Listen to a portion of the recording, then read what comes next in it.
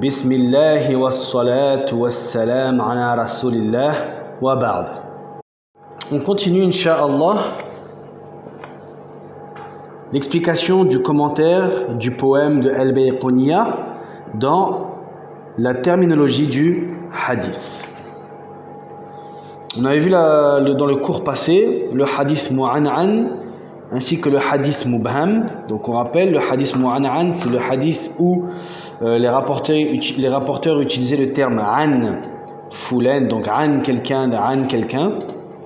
Et le mubham, c'était un hadith dont il y avait un rapporteur qui n'était pas nommé. Aujourd'hui, on va voir le hadith ali et le hadith nazil. Alors l'auteur nous dit وَكُلُّ مَا قَلَّتْ رِجَالُهُ عَلَى وَضِدُّهُ ذَاكَ الَّذِي قَدْ نَزَلَ. Qui veut dire, donc le hadith dont les rapporteurs seront peu nombreux, c'est le hadith ali, et son contraire, donc plus il y a de rapporteurs, sera le hadith nazil. Alors, le hadith ali, c'est simple. Moins il y aura de tabaqat, de niveaux, comme on avait dit, de niveaux dans le hadith en tant que rapporteur, et donc plus le hadith sera fiable, et donc ali. Contrairement au hadith nazil, donc plus il y aura de tabaqat, et moins le hadith sera fiable.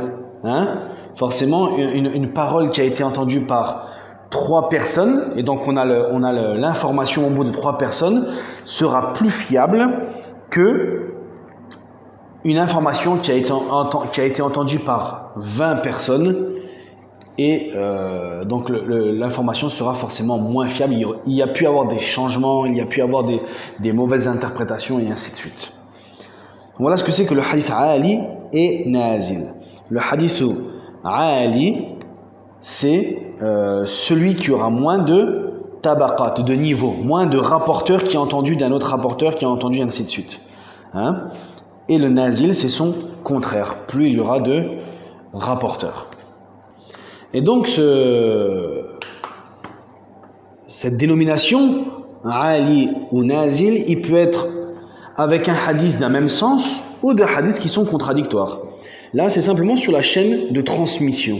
Un hadith qui aura plus de rapporteurs, on dira qu'il sera nazil par rapport à celui qui a moins de rapporteurs. Et parmi la sunna des muhaddithin, des gens, des spécialistes dans la science du hadith, comme nous le mentionne Ibn Salah, c'est de toujours rechercher le hadith ali, c'est-à-dire quand il entendait le hadith d'une personne et qu'il savait que son shir, donc la personne de qui il a entendu ce hadith, était encore vivant, il faisait tous les efforts pour aller entendre le hadith de son shir. C'est-à-dire, par exemple, on a 4 rapporteurs, le 4e il dit j'ai entendu de cette personne-là, du 3e. Alors le muhaddith, le spécialiste dans le hadith, qu'est-ce qu'il va faire? Il va tout faire pour aller prendre le hadith du 3e et pas du 4e, pour que la chaîne de transmission soit la plus courte possible. Voilà pour la définition du hadith ali et nazil. On comparera un hadith avec un autre hadith, et un des deux sera ali et l'autre nazil. Mais on peut aussi appeler un hadith ali de façon absolue, de façon générale. Un hadith qui a très peu de rapporteurs, contrairement au hadith qu'on a l'habitude de voir, on dira de façon générale ce hadith est un hadith ali.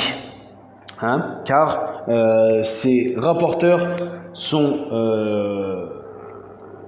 il n'y a pas beaucoup de rapporteurs, il y a très peu de rapporteurs avec ce qu'on a l'habitude de voir. Donc on a le hadith ali de façon générale, c'est ce que je viens d'expliquer, et après on a le hadith ali par rapport à un hadith nazil. Wallahu ta'ala a'lam. Wa barakallahu fikum wa jazakumullahu khayra.